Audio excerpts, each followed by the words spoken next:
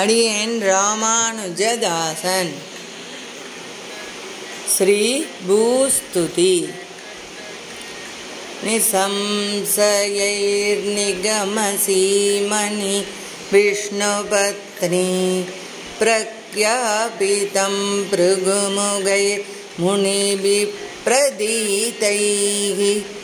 पश्यन्त्यनन्यपरधीरस संस्कृतेन सन्दस्समाधिनयनेन तवानुभावं सञ्ज्योतिता करुणया चतुरपुनर्मतान् व्यादन्वती विविध मन्त्रगणोपगीता सञ्चिन्त्य वसुमति स्थिरभक्तिबन्धैः अन्तर्बहिश्च बहुधा प्रणितानतक्षैः क्रीडागृहीत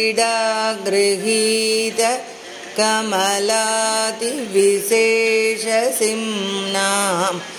विस्त्राणितापयकरां वसुते सबूतिं दौर्गत्य दुर्विष विनाशसुधानदीं त्वां सञ्चिन्तयन् किलपदे तनदातिकारम् उद्वेलकल्मष परं परिदातमर्षात् उत्तंसितेन हरिमञ्जलिनाप्यतृष्यम् आकस्मिको अयमतिगं ययति प्रजानाम्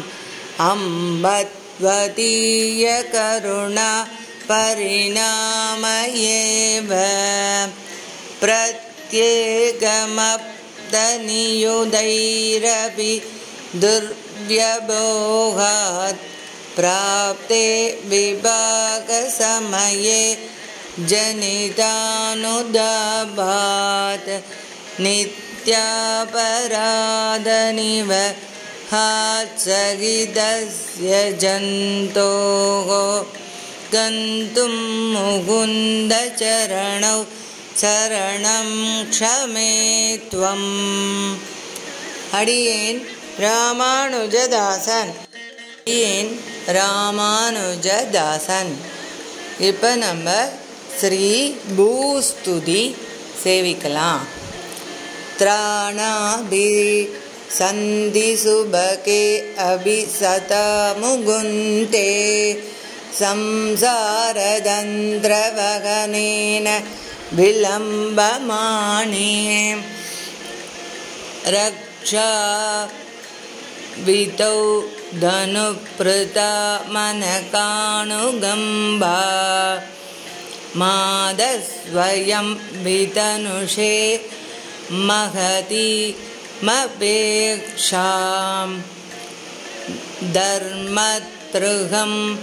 सकलदुष्कृति सार्वभौमम् आत्मान अभिज्ञ मनुदापलवोजितं मां वैदान सुकरपते चरणारविन्दे सर्वं सगे ननु समर्पयितुं क्षमा त्वं दावत्रयीं निरवधिं भवती दयार्द्राः संसारगर्मजनितां सबदिक्षिबन्धः मादर्पजन्तु मधुरामृतवर्षमैत्रीं मायाबराहदयिते मयिते कडाक्षाः पत्युर्दक्षिणपाणिपङ्कजपुटे विन्यस्तपादाम्बुजा वामं पन्नगसार्वभौमौ मसतृसं पर्यङ्गयन्ती भुजं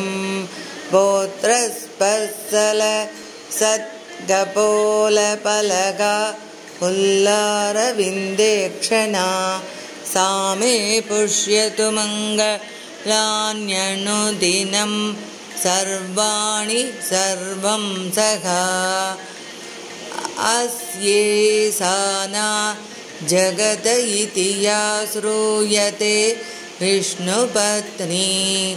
तस्यास्तोत्रं विरचितमिदं वेङ्कटेशेन भक्त्या श्रद्धा भक्तिप्रचय गुरुणा चेदसा संस्तुवानः यत् यत् काम्यं सपति लभते तत्र तत्र प्रतिष्ठाम् इति श्रीभूस्तुति समाप्ता कवितार्किकसिंहाय कल्याण गुणशालिने